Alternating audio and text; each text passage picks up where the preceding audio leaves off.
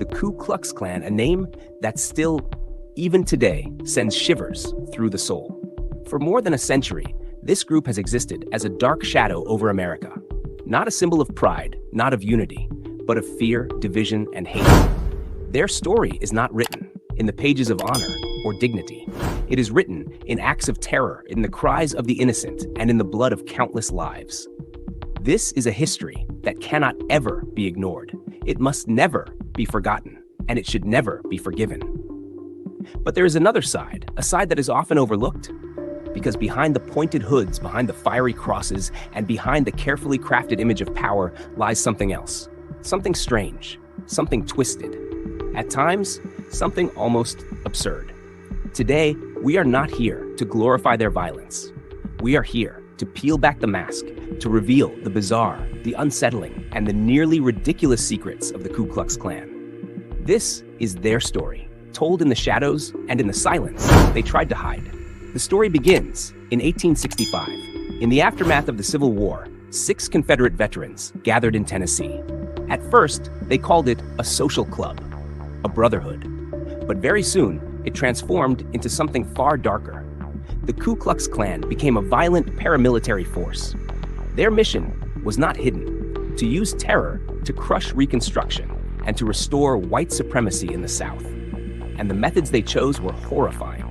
Night rides under the cover of darkness, lynchings that left entire communities in fear, arson that reduced homes and churches to ashes, and brutal intimidation meant to silence African Americans and anyone who dared to stand with them.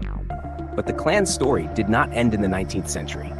It rose, again and again, first in the 1860s. Then, a massive resurgence in the 1920s, when millions across the nation joined their ranks. And once more, during the civil rights era of the 1950s and 60s, when the Klan fought viciously to stop equality from becoming reality. Each time, they returned with new faces, new voices, but always the same old hate. But if you think the Ku Klux Klan were just a mob of angry men, think again. Yes, they were angry men, but angry men with some of the strangest and most absurd job titles you can imagine. The Klan built its organization like something out of a bad fantasy novel. Local groups were not called chapters, they were called dens. The ordinary members were not called members, they were known as ghouls. The leader of each den carried a title as bizarre as it was terrifying. He was called the Grand Cyclops. Yes, you heard that correctly, a Grand Cyclops. Above him stood the Grand Dragon, and ruling over entire states was an Imperial Wizard. Strange names, strange rituals. But this was no joke. These titles, these theatrics, were not invented for fun. They were a deliberate tactic, a way to build a mythos, to convince their enemies and their victims that the Klan was not just a group of men, but a supernatural force of terror, an illusion designed to make hate look larger than life.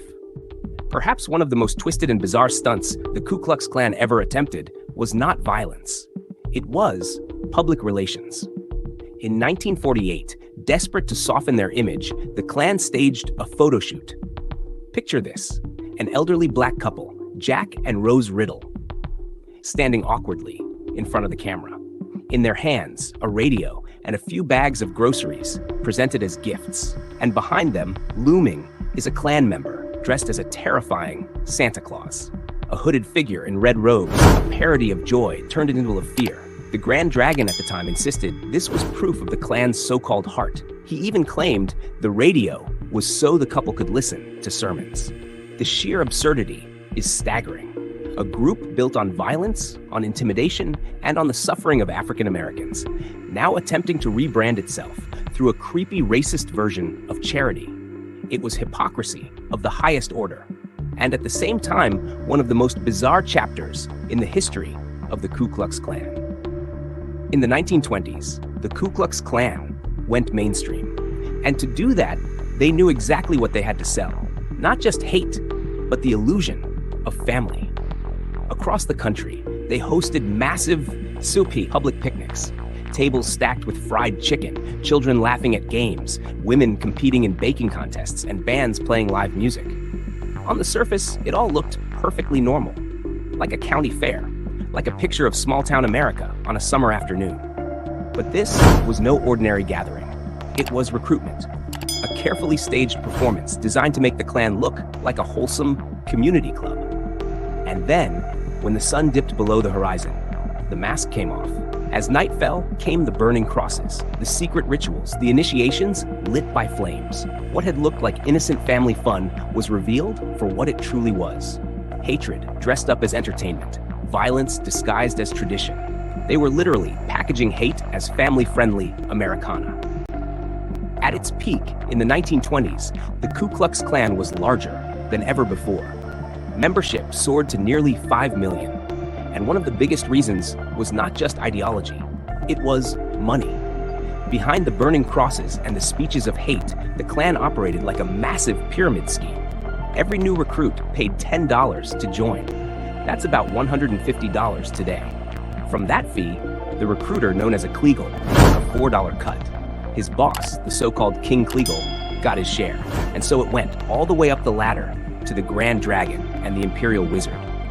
Even the infamous robes and hoods were sold at a huge markup.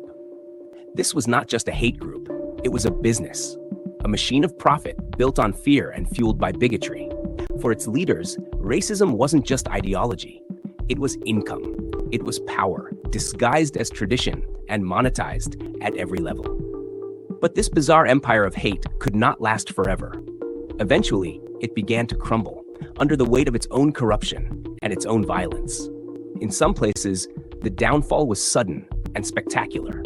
Take Indiana.